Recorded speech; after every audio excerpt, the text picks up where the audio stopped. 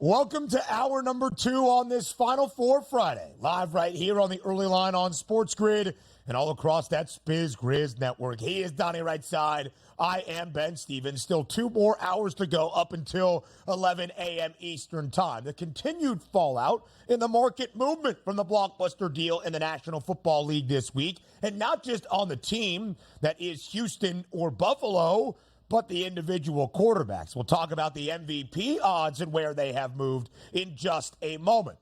Then our sports professor, Rick Horrow, is here next. We'll see how that goes. Crina Mustafa joins us later in this second hour to preview Final Four Friday night in Cleveland of the women's NCAA tournament and a player prop perspective for tomorrow's action. The biggest stars on a Saturday out in the desert. What a second hour. What a Final Four Friday.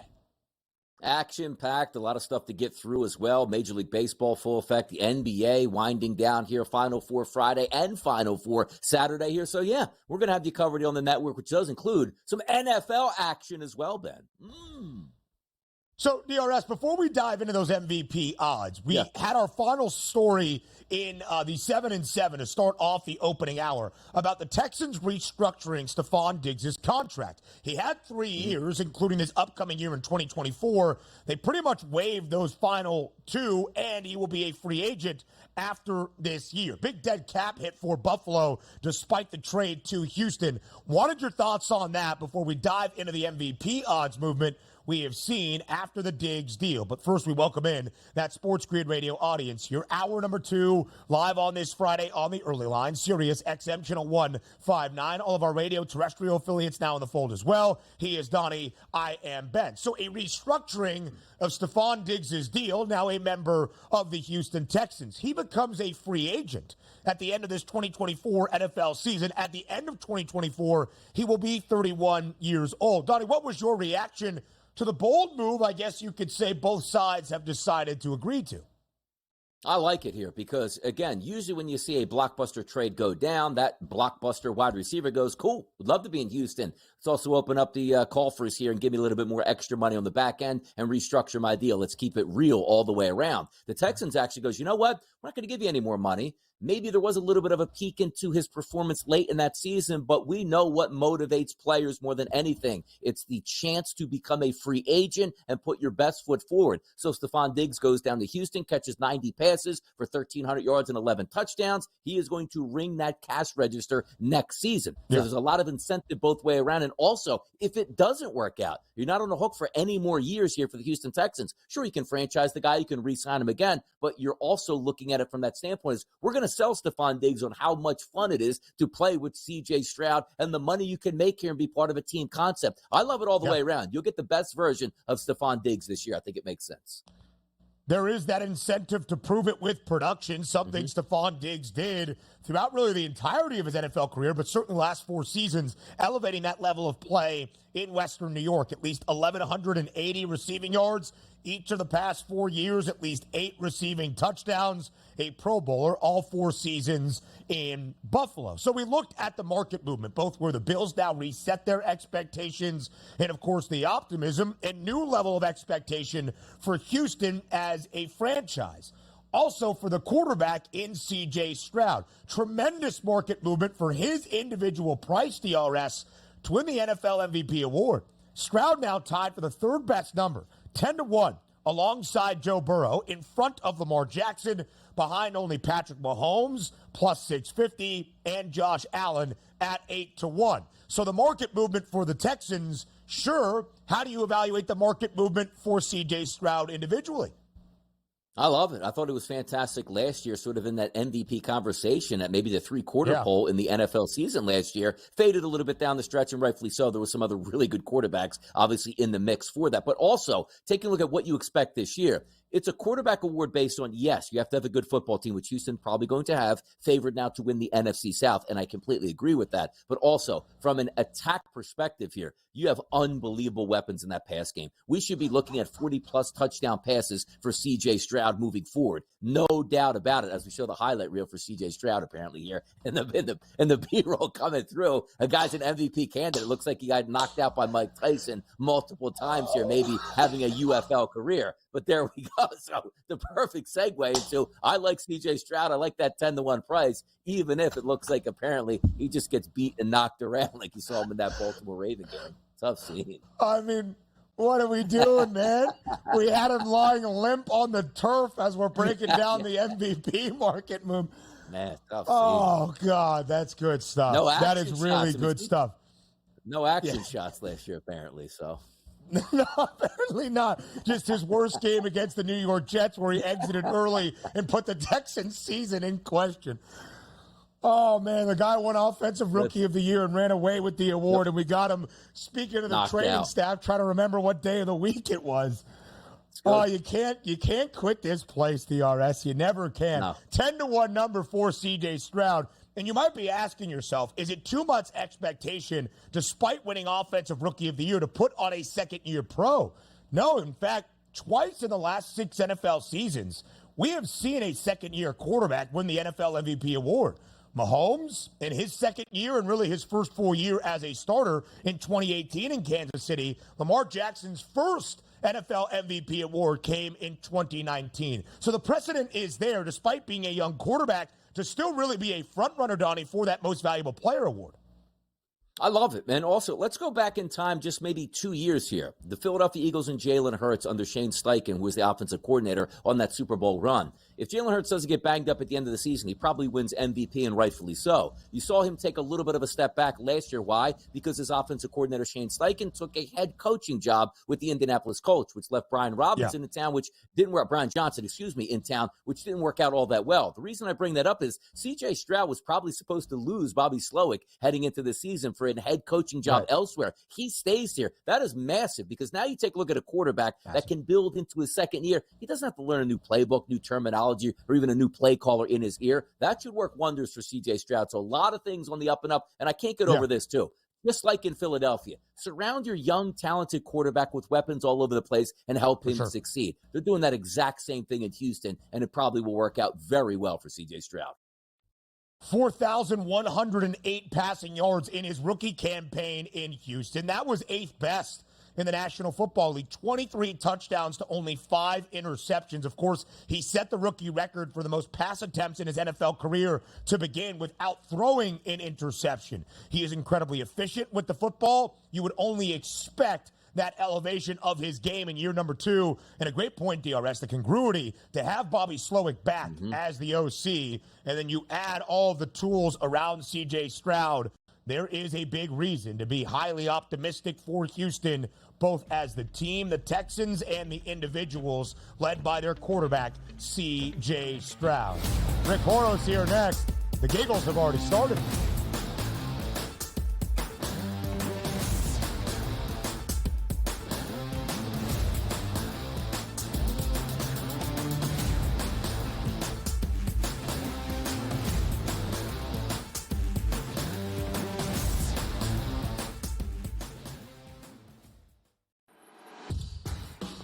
So I'm not sure Alabama is the team to knock them off from this second consecutive national championship chase. But what will be the key for the Crimson Tide if they can even cover a number? That wing ball screen action and how you defend that is going to be a problem, because Donovan Crina forces you to change so much what you do defensively if he's able to score inside. Only on SportsGrid. Talk all you want about how fat he is. No one can guard him. No one can stop him. He's a violent offender. He does whatever he wants in the low block and at the 10. He just does whatever he wants and scores at will, ad nauseum. They're the Mike Tyson of college basketball. At some point, they're going to throw a haymaker. And when it connects, Pharrell, you're not getting up. Pharrell Coast to Coast. Only on SportsGrid. Your gut says Miami is going to win, and you should take the over. Your gut also said your NFT selfies would only go up in value. They didn't. But your head is on SportsGrid and knows the QB is in concussion protocol. The backup has a 45 QBR against the zone coverage. The New York D has the most sacks in the league. So yeah, trust your head. It's smarter to be on SportsGrid. It's smarter to be on SportsGrid. your 24/7 sports wagering network.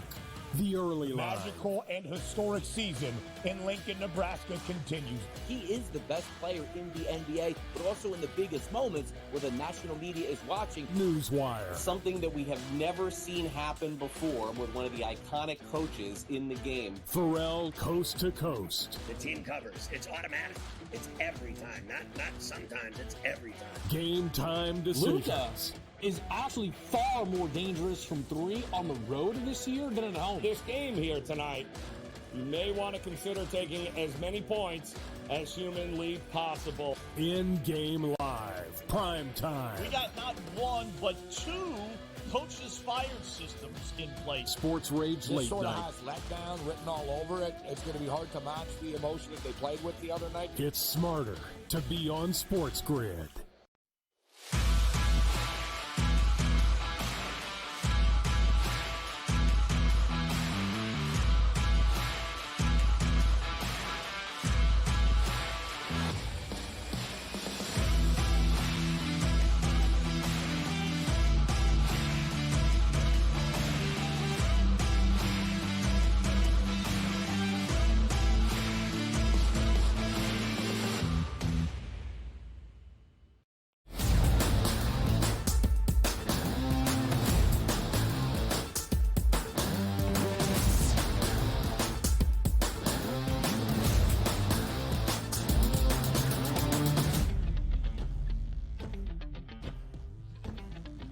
Who knows what he's going to say? That's the theme of every segment that Rick Horrow joins us here on a Friday on the Early Line on Sports Grid. Our sports professor in a monumental weekend and week for sports upcoming. We have the women's Final Four tonight in Cleveland, Ohio. Men's Final Four tomorrow on a Saturday out in the desert in Phoenix, Arizona. And Masters Week on the horizon as well. Rick, as always, we appreciate the time. Thank you for joining us here on the Early Line. Anytime, man. I just as for you and wrong side, it's just an exciting time. It's time to. And by the way, here's another shameless plug. There's a Huey Lewis, Darius Rucker, John Bon Jovi, and I are headlining an event on Sunday and Monday at Big Dog Ranch, PGA National, Animal Rescue for the Stars, Tico Torres. This is going to be a fundraiser. Sports, entertainment, dogs. Can't get any better. Going to women's, men's Final Four, up to the Masters, and in the middle, we're going to rescue some dogs. How exciting is that? It is. What are you doing there? If it's an event for the Stars, how did Rick Horrow get admission? I'm gonna play the drums. Tico's gonna let me play the drums. Good. Yeah, how's that? You like that? Hootie and the Blowfish.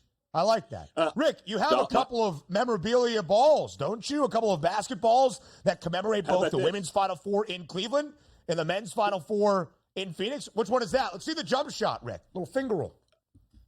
There you go. It's in. You know, underhanded. Wow. Yeah, I have a massive collection of those size balls, and I get them every Final Four. And this year, I care more about the women's. I mean, you saw the stats about how the women's are twice as expensive on the open market in Cleveland than in Glendale. I mean, it is just absolutely an incredible thing. And I know Cleveland is smaller and all that kind of stuff. That's not relevant. What's relevant is that if you had a choice this weekend, honestly, and no, you're going to watch both because that's your profession. But I'm getting excited about tonight. You know, tomorrow night's okay. Tonight is huge for the industry, not just for Caitlin Clark. Yeah, how could you not? And I will just say this. Ernest Hemingway once said, comparison is the thief of joy. We don't need to compare the men's and the women's side to enjoy one or the other. Enjoy them both and mark the moment in history for what we are seeing. It's a beautiful time in college basketball. And speaking of history, the Elite Eight matchup on Monday night, the national championship game rematch from a year ago between LSU and Iowa set a new record. 12.3 million viewers for the Elite Eight matchup. It is the most watched women's NCAA tournament or college basketball game ever. You can see what it outdrew in its audience numbers. Rick, what was your immediate reaction to seeing that historic figure of 12.3 million viewers for Monday night's game between the Hawkeyes and the Tigers? A little low. B, I can't wait for this weekend because here we go with a bigger number, I believe, and we're in the stratospheric numbers. I mean, you can see the charts relative to what it beats, but we're NBA championship numbers. We're, Masters. We're golf majors numbers. We're not NFL playoff numbers, but nothing is. But we're going to get there, and I will tell you that this may be. You look back at what the top events are in a year for the business of sports. This may be the top event series of things in the decade or 2 decades for women's sports. There is nothing bigger. Hemingway and all those people, also said all those people, the women are shooting better than the men, so you got to guard them better. That's what he would say about Caitlin Clark. Get out there, get in front of her. It's not as if she's going to miss anyway, but challenge her at the logo. All right, we talk about momentum moving. Rick, we talk about momentum moving forward here in the women's game, right? 12 million people watched the last game. So what about? I'm surprised we don't have a pay-per-view game tonight between Connecticut and Iowa. Yeah. And why didn't they just put this game on at midnight? Because apparently everybody can stay up. If you're looking to ride the metrics here and get the most people in the building to watch, Connecticut and Iowa start at 9:30, 10. That's what they say, Rick, which you know what that means in the business. That's 9:45 or later. What are we doing here in this tournament? Why are we putting the marquee game of the season that's going to be on so late? Why? Because we're appealing to the West Coast audience. We like them watching it at 6:45. Yeah. All right. So much for wrong side getting Christmas cards from the LA Chamber of Commerce. So at the end of the day, there's always an appeal. There's always a trade-off. And I know it's too late. And we're going to test the deal about what happens at the end of the game. I'm a little nervous if there's a blowout. People are going to go to sleep. But that's the deal. Flip-flop them? Yeah, I agree. That they ought to be flip-flop, but that's one bonehead's opinion that hardly is going to count. Listen, Donnie Rightside likes to do a thing where he has his own individual experience and he thinks it speaks for the entirety of the United States. Every man. Rick, I actually think you are, DRS. You certainly are. Yeah. Rick, I actually think, and tell me if I'm wrong here, that tonight's viewership might set a new record between Iowa and UConn, even surpassing the 12.3 million viewers that we saw from Monday's game between the Bayou Bengals and the Hawks. I'm telling you right now, you were right 3 minutes ago when I said the same thing. Yeah. So the bottom line is that this will be a higher. And what about Sunday? Assuming Iowa gets past, then they've got a testy. I mean, how about Iowa, South Carolina? I mean, it can't get any better than that. For that matter, how about Iowa, North Carolina State? That's Cinderella. That Cinderella is even more impressive than the men's Cinderella, although I'm never going to utter the words North Carolina State again after John Shire was told that you've got to coach 40 minutes as the Duke coach, and he only coached 32. But that's another matter. Sorry, man. Sorry for you. Right there. That's By the way, that's bad. Rick, Monday night's anticipation for the national championship game and the men's game. Let's just say the Final Four gets good ratings. It'll be competitive. But again, we're looking at 2 games close to 10-point spreads. Monday night, if that is Purdue and UConn, that is exactly what the odds makers want. That is exactly what the FanDuel Sportsbook wants, and also the TV executives. Yeah, but there are a lot of side stories on that. And that's what everybody always says at this time of year. That's a right business attitude. But, the bottom line is this is one of those things where they don't determine it. What happens on the court determines it. I would like to see North Carolina State play for an unprecedented men's and women's title to Cinderella together. Correct. But that may not happen either. Here's the bottom line on the women's side. That is so compelling that you got so many story angles, and you got some interesting ones on the men's side. Although it was not like FAU, Miami, San Diego State, and UConn last year. But at the end of the day, they were all blown away anyway. So UConn winning 2, that's going to be the story there. That sounded like Rick Horrow's South Florida storyline that he needed to really be juiced up for a Final Four. Rick, as we transition from the NCAA tournaments to Major League Baseball, yesterday, introductory press conference for the Sacramento A's. Of course, the Oakland Athletics are leaving for Las Vegas, but as that stadium is being built on the Strip, the A's are going to play their home games at a minor league park in Sacramento from 2025 through at least 2027. Can you try to explain this to us? What is happening with a Major League Baseball club? They want money. Next. I mean, what else is there to explain? So they're getting out of a deal where it would be terrible economically, and they'd get beaten over the head every day for the next 3 years. And then they go to Sacramento. It's a town where if A's fans really want to go drive an extra hour from the East Bay and go sit there and watch while the stadium gets done. There are problems in Vegas as far as getting stuff done. Tropicana going to be torn down. The state's going to move forward. It's going to move forward. It may take an extra year, but it'll happen. All right, ask me the question. All right, so Rick, wrap it up. Hurry up. All right, wrap it up. Sorry. Wrap it up. All We're right. previewing the NCAA women's tournament next, just so you know. Go ahead.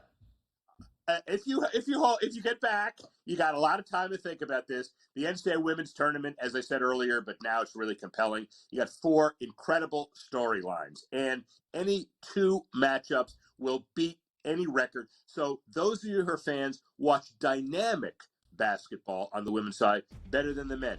Those who are business-oriented will appreciate the fact that you are in a larger position than anybody else watching the ratings. Come back after the break.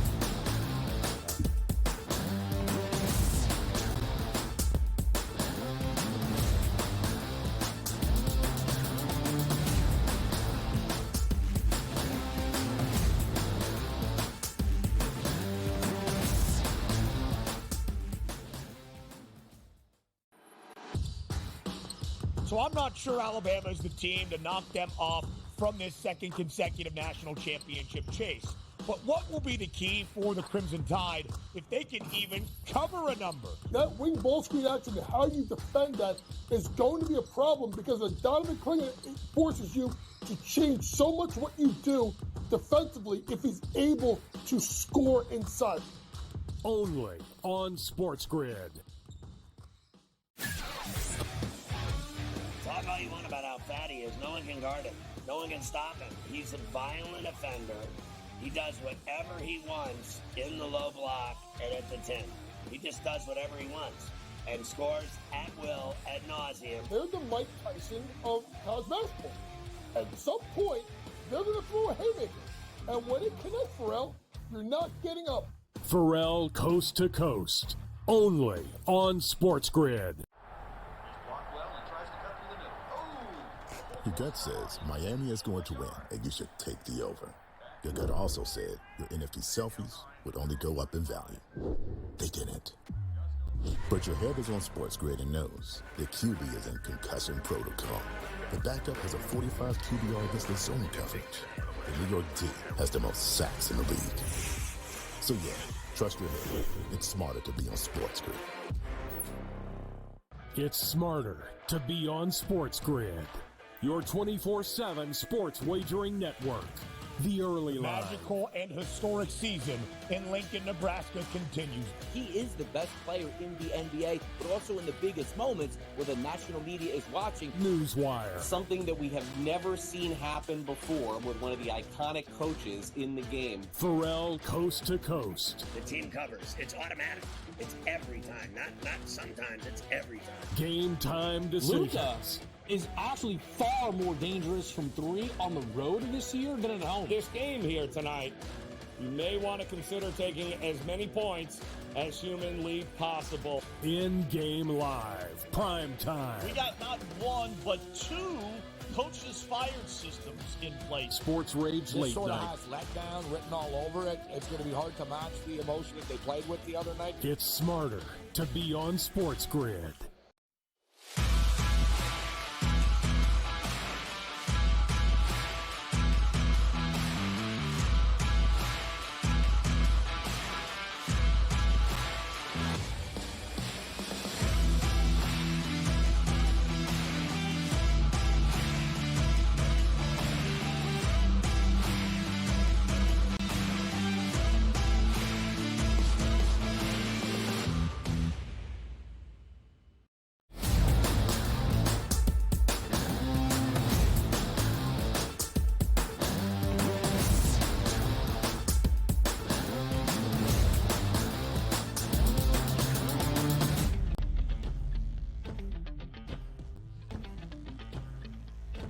Live right here on this Final Four Friday on the early line on SportsGrid. It is Final Four Friday night in Cleveland, Ohio. The two matchups that we have. The number 1 overall seed in the women's bracket, South Carolina, enters the Final Four undefeated, a perfect 36-0 for a second consecutive season. On the other side, it's the NC State Wolfpack, who have been upset-minded all big dance long. And then the nightcap, Caitlin Clark in Iowa, Paige Beckers in UConn. What a matchup we have to end out Final Four Friday in Cleveland. To help us break it all down, we are very pleased to welcome on Crina Mustafa, making her return to the SportsGrid Network, a women's basketball podcast host for Her Hoop Stats, and a communications intern for Canada Basketball as well. Crina, thank you so much for taking the time on this Friday to help us preview Final Four Friday at the Women's NCAA Tournament.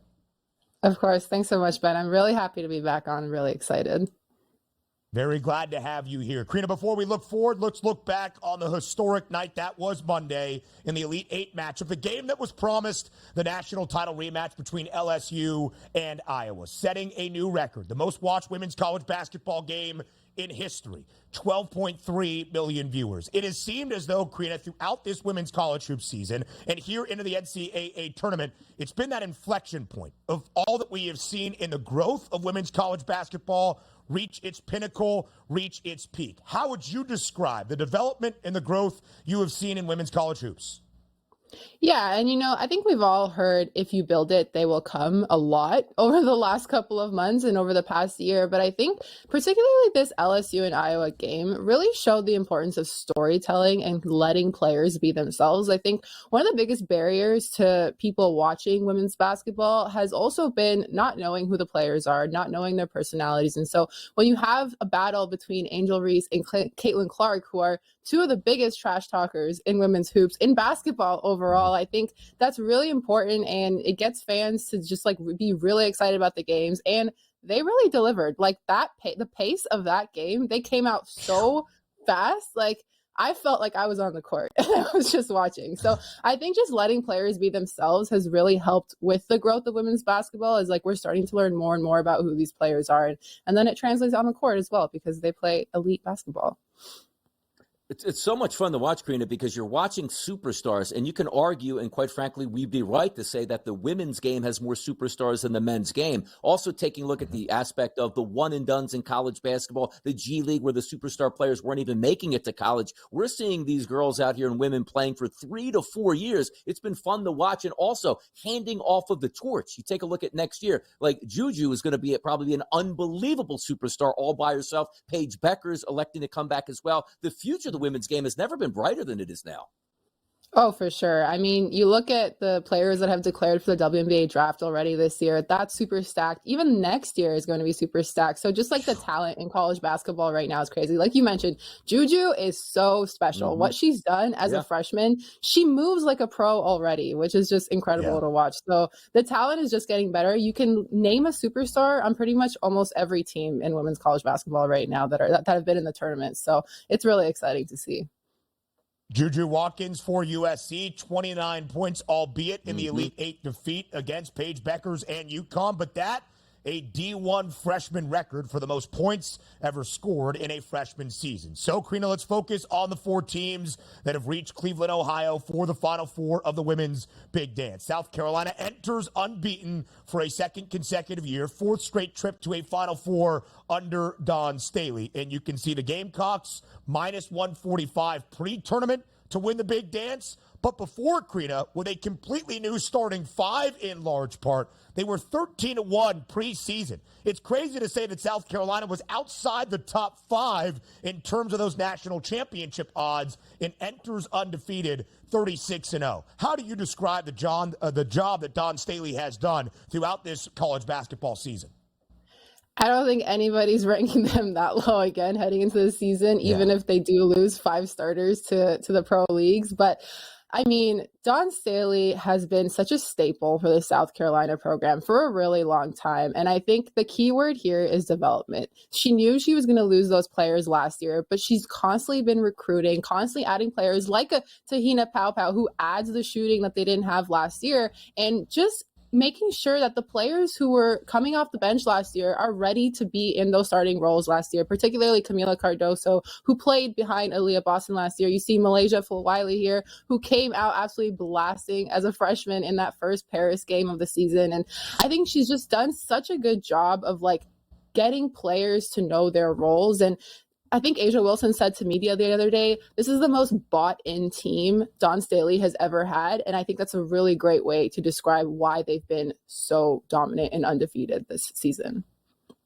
South Carolina is going to lead it off tonight in the women's Final Four, Crina. But again, the game of the night due to tip at 9:30 p.m. It's Connecticut and Iowa. Superstars all over the place. It's going to be great to watch this game. But from your vantage point, what is the superstar matchup going to look like for you? Yeah, I know everyone's been saying Caitlin Clark versus Paige Beckers, and they were both kind of saying it's not just us, like it's Iowa versus UConn. And I truly believe that. I think, after Iowa fell in that championship game last year, they also lost a couple of players, but they have been really solid. In fact, they have more depth than UConn right now, just because UConn's been handed a lot of injuries this year, which sucks, which makes it even more impressive how far they've made it in the tournament. But I'm really like Hannah Stolke, Kate Martin, Gabby Marshall. They have all been really good on Iowa's side. And Caitlin Clark, as much as she is great at shooting the ball, when she is assisting and she is passing to her teammates around her, that's when Iowa's at their most successful. And so that's what I'm going to be looking for. I'm looking at that assist number for Caitlin Clark for sure. I don't know if she'll hit the points there, just because you're going up against Paige as well, and a UConn defense that also has Aaliyah Edwards, who I'd be remiss not to add because she is Canadian, and we're very proud of her over here in Canada. Looking forward to her being drafted top 5. But yeah, I think I'm looking for who's going to be making those passes. I mean, both Paige and Caitlin are really good passers and facilitators on this team, and they can also score. So it's going to be a really dangerous matchup. Caitlin Clark, double-digit assists in 3 of the 4 games for the Iowa Hawkeyes, reaching their second consecutive Final Four for the first time in program history. But as Crina mentioned, Kate Martin, a huge key as well. 21 points in the Elite 8 victory over the Bayou Bengals, 16 of those coming in the second half. As we focus solely for the moment, Crina, on Caitlin Clark, you mentioned the assist prop, 9.5. What does Iowa need out of Clark to advance to their second consecutive national championship game? I think what I'm looking for is efficiency.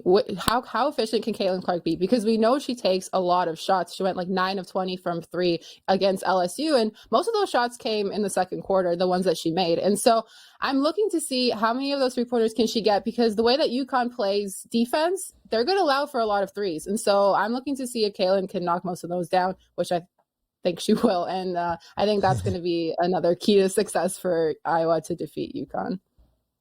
Should be a great look there late night, but we do start it off tonight with the number 1 team in the country. That's South Carolina, a heavy favorite over North Carolina State at minus 11.5 points. A total listed at 139.5. Is there a chance that NC State can stay inside this number? But more importantly, Dawn Staley's squad, so deep, so talented across the board. Could this be a runaway and they just get into that Sunday championship game tonight with ease?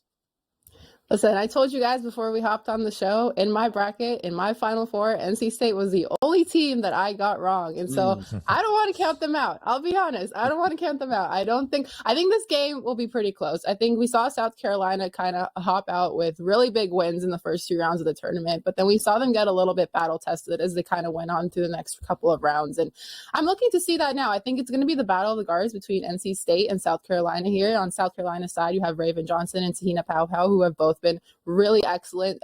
Raven in her second year with South Carolina has just really flourished as a point guard and has really been the leader of the floor. And, on NC State's side, Isaiah James, Sanaya Rivers, like these are 2 guards that have been really peaking at the right time in March for NC State, who came into the season not even ranked, I believe, or ranked very low, shot up straight to number 3 during the season, and have kind of been the Cinderella story of the tournament so far. So I'm looking at that matchup of the guards, and then also, of course, in the front court as well with Camila Cardoso going up against River Baldwin.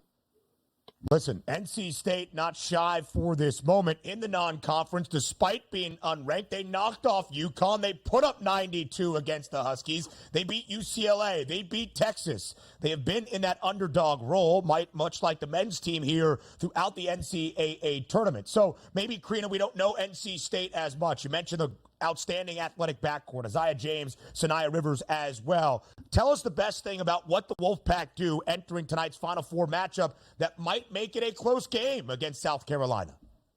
Yeah, listen, so like I said, like South Carolina has all the puzzles, like all the pieces to fit the puzzle. I think NC State also has that. They work so well together as a team. They know each other's roles and they just don't let up. When their opponents have started to score runs, they've been able to handle that. They've been able to come out with really solid wins and haven't really been scared of the moment. So I think that's what I'm going to be looking for. The stars are ready. Sanaya Rivers, a former Gamecock, she also has a little bit of extra motivation here. So yeah. So that's something they've been talking about a lot in media availability this week. So I just think they really trust each other as a team, and they have been all year, and they're ready for the moment.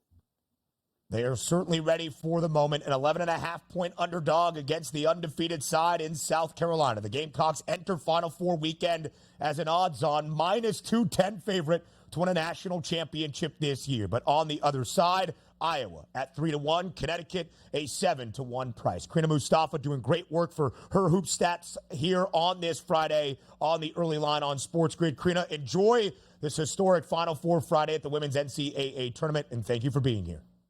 I definitely will. Thanks, guys. Thanks for being here as well. We look forward to Final Four Friday. We'll go to Final Four Saturday on the other side of the break. The player prop perspective for Phoenix up next here on the early line.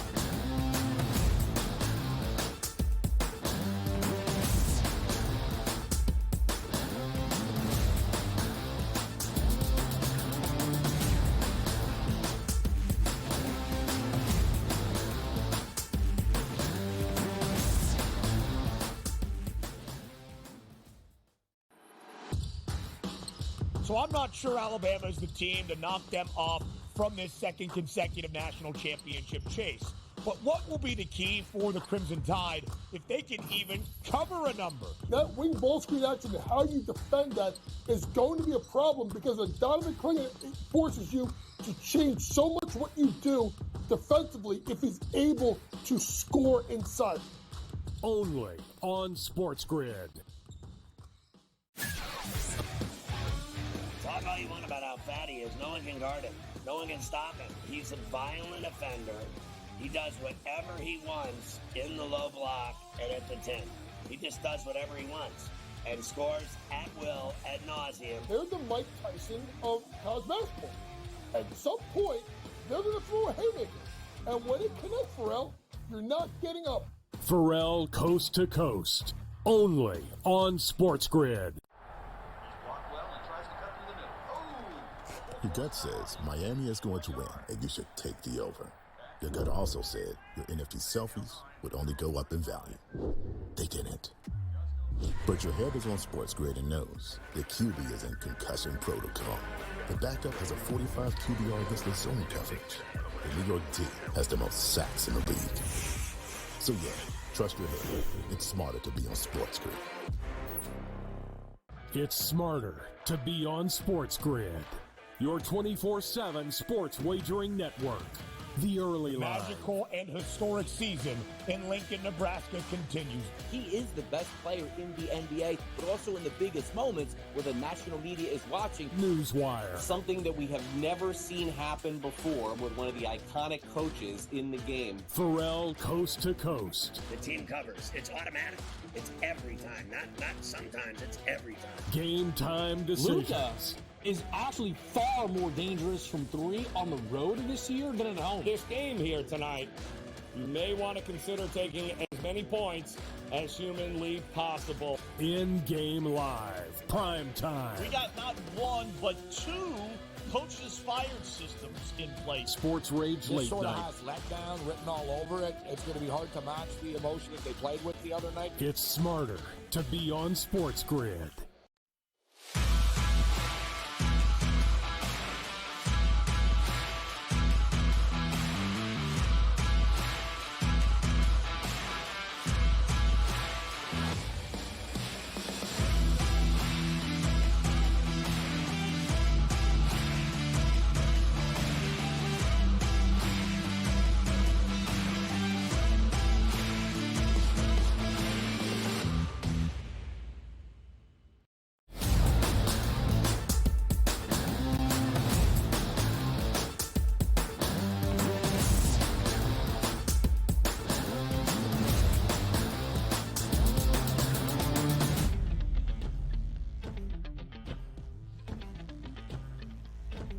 Final Four Friday, live right here on the Early Line. Final Four weekend in college basketball. The women's tournament tonight in Cleveland, Ohio. The men's big dance tomorrow out in Phoenix, Arizona. And we'll preview the games throughout our third hour. We've showed you those numbers, and we previewed them early on in the opening hour with our coach, James Young. But now it's time to look individually. And it is the Final Four. So we now have a conversation about the most outstanding player for the Final Four in the NCAA tournament. Your tournament action taken into account, but really, of course, it comes to a head here in the final two games of this college basketball campaign for each team if they can get to the national title game on Monday out in the desert. It should be no surprise, DRS, that the individual, Zach Edey, is booked as the favorite, despite Connecticut being close to a $2 odds-on favorite to a national championship. UConn incredibly balanced. Purdue, of course, led by the big man, the 7'4", Zach Edey. Does it make sense to you, though, again, to see the plus 195 number for Edey, the favorite, despite his team having the second best price to win the title? Yeah, when you see that, you immediately say to yourself, Ben, right, this doesn't make any sense. Why would Edey be the actual favorite at plus 195? Well, then you take a look at the FanDuel Sportsbook right behind him, Ben. It's Newton, Klingon, Spencer, and Castle. And if you could tell me right now who that MVP is going to be in the Final Four, your best guess is as good as mine. Now, if you were saying, you know what, Donnie, I'm going to give you a free wager, who would it be for you? Probably Klingon at a plus 340 price, because hear me out on this. If both of the basketball teams win tonight, talking about Purdue and UConn, they're going to match up on Monday night. And if UConn wins, probably going to be a good portion of Donovan Klingon playing really good defense against Zach Edey, and maybe he can score, double digits on the opposite side to sort of get him that edge, because we're looking at UConn as anybody can win that award. So you're just looking for the matchup where a player can win that award, and it might be Klingon just going up one-on-one versus Edey for a majority of that night. But it is odd to say, hey, the favorite in the clubhouse is Edey, and you go like, they don't have any chance at that because I don't think they can win the championship. Well, there's the reasoning why. Edey's the top dog because so many players on UConn, quite frankly, when they win, could win this award. And it is a really fascinating case study, because what is the price for the Boilermakers to win the title and cut down the nets on Monday? Plus 190. What is Edey's price to win that most outstanding player? Plus 195. 5 cents of difference. What should that tell you? Even if Fletcher Lawyer goes off, or Braden Smith puts up a near triple-double in a national championship game win for the Boilermakers, Zach Edey is going to get his. There are 99.99% if Purdue wins, Zach Edey at least has 20-10. Very few, you would think, margins of victory or pathways to victory is probably the better way of putting it, for Purdue to win a national championship and Zach Edey have 8 points and 5 boards in a national championship game. If Purdue wins, Zach Edey is going to win the award because he is the most important player to what Purdue does. UConn a lot more balanced, but I think you bring up a great point. If I was looking for value on the Huskies, I'm not sure it's minus 185 to win a national championship. Still 2 wins away now in a 2-game parlay.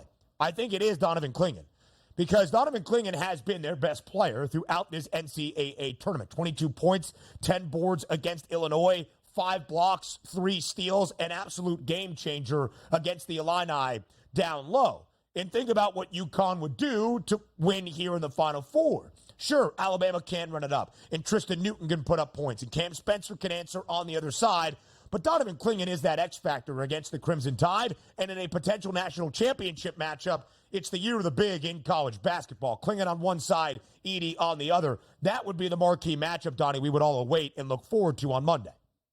Yeah, it should be fun. And also, let's remind ourselves, the Final Four Most Outstanding Player Award of 2024, not from the tournament, not from the regular season. That's what the Naismith Award is for the best overall player, and certainly Zach Edey is that. But you're sort of trying to find out who's going to be that big player on Saturday night and who's also going to have that big game on Monday night, because you're probably going to have a great performance out of your player on both of those nights in order to take that award down. But I always preface this by saying, like, there are awards giving out which technically we don't really know which way the voters go. And the reason I bring that up is, let's just say comeback player of the year in the NFL. There's 75 different criteria for 75 different voters that they might look at differently. And there will be people voting saying, I'm just going to give it to the best player in UConn all season long, who I think it was Donovan Klingon. I don't care what he did in the Final Four in the championship game. As long as he was average, he's going to get that. And then there are people that are actually going to say, like, okay, let's remove the first couple games of the tournament, which was 4 games that UConn had played, and let's just take a look at the Final Four itself, and maybe it's Castle as the best player in the Final Four and also in the final night who gets that award. So it's a tough one to gauge.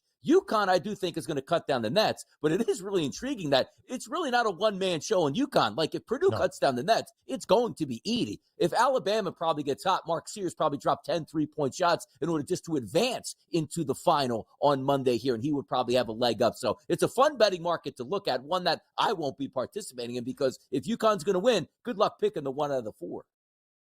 And let's not sleep on NC State, who has won 9 straight games, 7 outright as an underdog. DJ Burns Jr., 29-1. His fellow DJ Horn, at 37-1. But again, if you're going to think that NC State wins a national championship, 20-1 with the value that provides with just 2 more games left to potentially accomplishing that feat, is probably your better value play.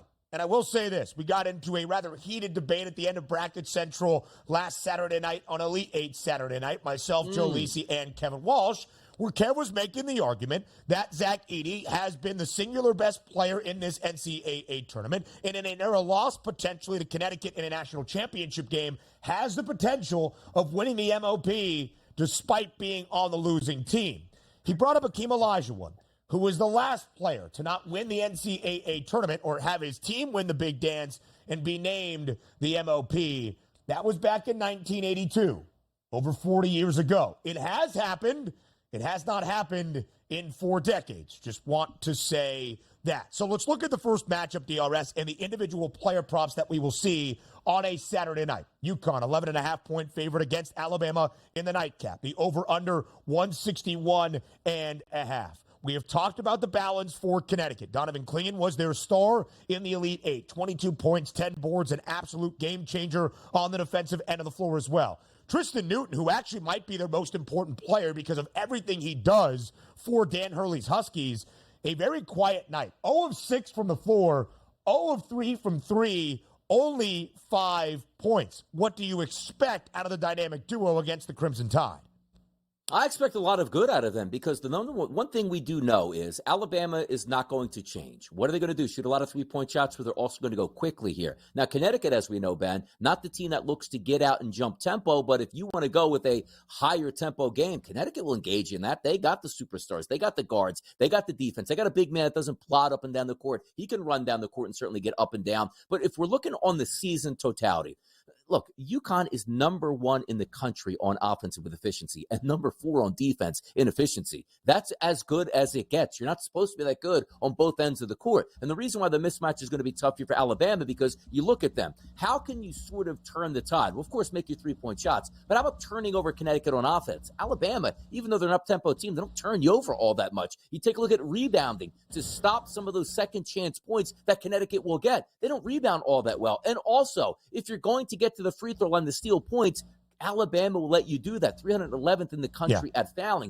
There's not a lot to love outside of Alabama unless they get a team that will let you shoot the 3-point shot. And you're taking a look here on the offensive end of it.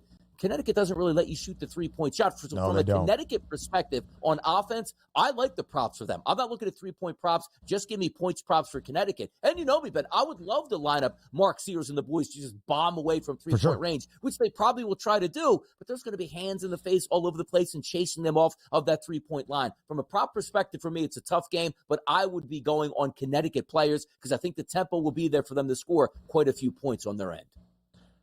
46.6% of the field goals for Bama this year come from deep. They shot 36 threes out of 62 field goal attempts against Clemson, and they shot it at better than 44% from deep. Jaron Stevenson, a career-high 19 points. Rylan Griffin was good early on when Mark Sears was struggling. He started 0 of 6 from three-point range and made 7 of his final 8. 19.5 is his points prop, as you saw. The transfer from Ohio in his second year. Aaron Estrada, the transfer from Hofstra in his first year in Tuscaloosa, 13.5. But on the other side, UConn has enough offense to answer anything Alabama wants to do. And Donnie's point is very sound. Clemson lets you take the 3. UConn does not. Fourth most efficient defense in the country. Only 33% of opposition shots this year have come from deep. They chase you off that three-point line. Cam Spencer, 15.5. Alex Caravan, 13.5. Steph Castle only had 2 in the Elite Eight win over Illinois. He was busy making Terrence Shannon Jr. have his worst game of maybe the entirety of this season. Now we go to the other matchup, DRS. NC State and Purdue. 9.5-point favorite for the Boilermakers in the opening game of the 2 in the Final Four tomorrow out in the desert. Total at 146.5. And we have said it once. We'll say it again. The first post-up, whoever gets it offensively, DJ Burns versus Zach Edey, might register on the Richter scale for a small earthquake out in Phoenix. It is the key matchup of the game for two guys that have become the celebrities and the stars here in the Big Dance.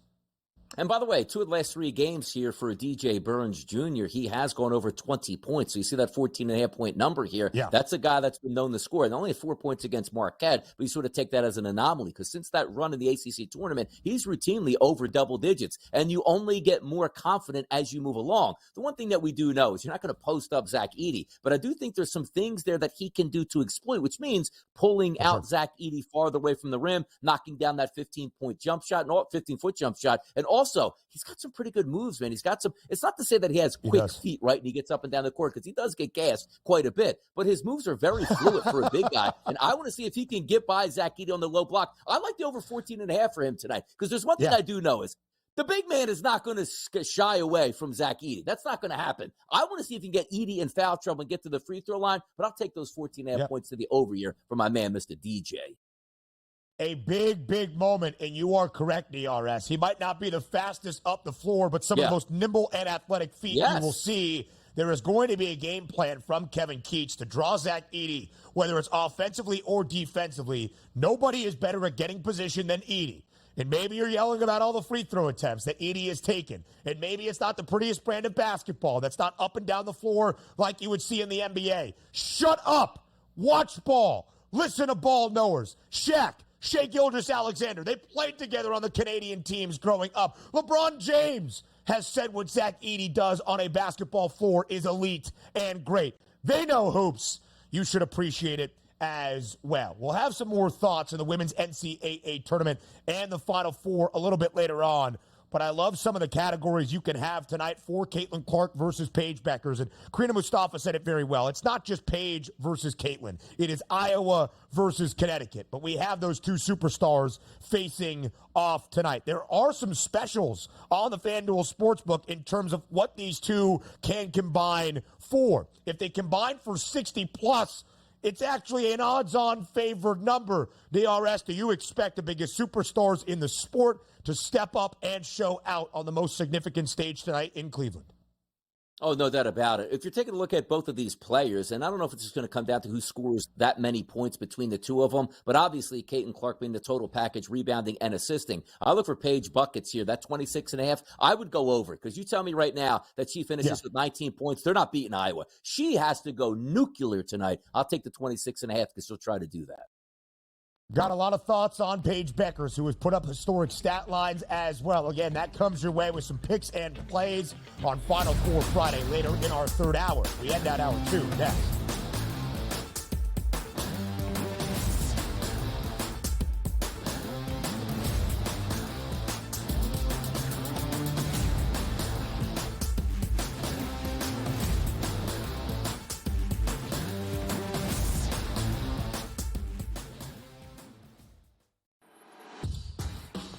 So I'm not sure Alabama is the team to knock them off from this second consecutive national championship chase.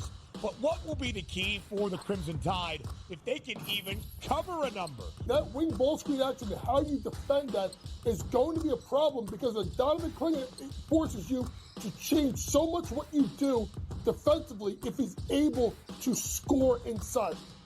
Only on SportsGrid. Talk all you want about how fat he is. No one can guard him. No one can stop him. He's a violent offender. He does whatever he wants in the low block and at the 10. He just does whatever he wants and scores at will, ad nauseum. They're the Mike Tyson of college basketball. At some point, they're going to throw a haymaker. And when it connects, Pharrell, You're not getting up. Pharrell Coast to Coast, only on SportsGrid. Your gut says Miami is going to win, and you should take the over. Your gut also said your NFT selfies would only go up in value. They didn't. But your head is on SportsGrid and knows the QB is in concussion protocol. The backup has a 45 QBR against the zone coverage. The New York D has the most sacks in the league. So yeah, trust your head. It's smarter to be on SportsGrid. It's smarter to be on SportsGrid, your 24/7 sports wagering network. The early line. Magical and historic season in Lincoln, Nebraska continues. He is the best player in the NBA, but also in the biggest moments where the national media is watching. Newswire. Something that we have never seen happen before with one of the iconic coaches in the game. Pharrell Coast to Coast. The team covers. It's automatic. It's every time. Not sometimes. It's every time. Game time decisions. Luka is actually far more dangerous from three on the road this year than at home. This game here tonight, you may want to consider taking as many points as humanly possible. In-game live, prime time. We got not one, but two coaches fired systems in place. Sports Rage This late sort of night. has letdown written all over it. It's going to be hard to match the emotion that they played with the other night. It's smarter to be on SportsGrid.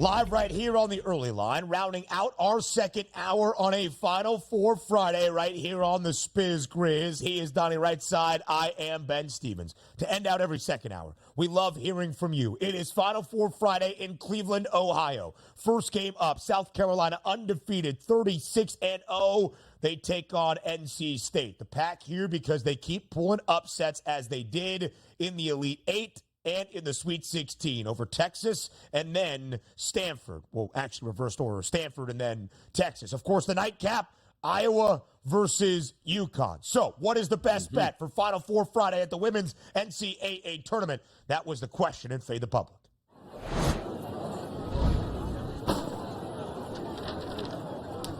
Oh, yeah. Oh, yeah, I feel good about the answer I selected. It was the first bet that I made when these matchups came out on Monday evening. NC State plus 11.5. Why? Because the Pack have the least amount of the votes here, DRS, in this Fade the Public poll at SportsGrid TV on Twitter. It really should not be a surprise to see Iowa, 41.5% of the votes, getting the majority of the love from the public.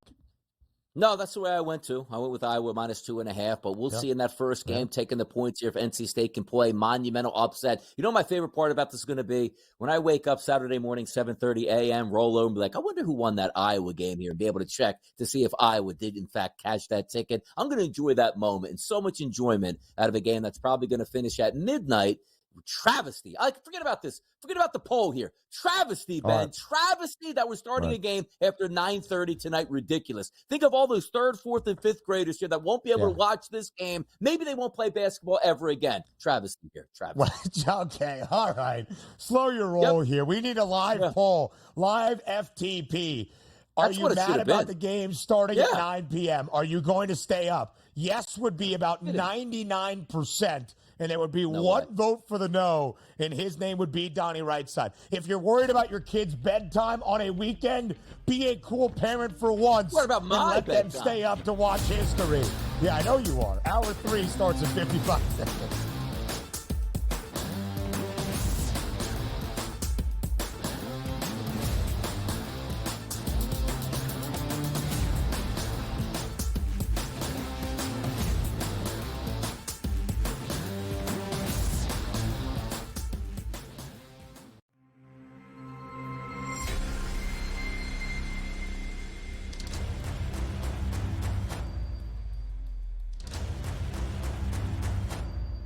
smarter to be on SportsGrid.